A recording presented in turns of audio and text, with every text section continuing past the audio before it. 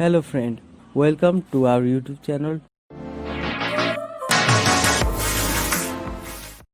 We are going to make a project soil monitoring system using Arduino. First of all, we will discuss about the component used in the project.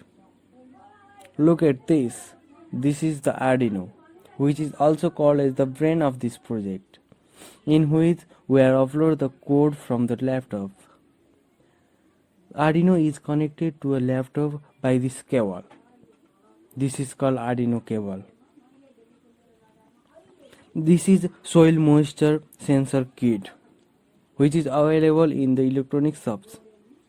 These are the jumper wires, which is make easier to connect component together. This is the buzzer, which is used to give the signal to the user, and this is breadboard, which reduce the cost of soldering. To upload the program on Arduino, we are mostly using Arduino IDE. You can download this from the Microsoft App Store or by clicking link on the description.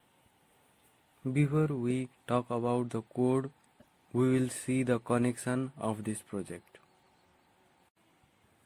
This is overall connection diagram of our project.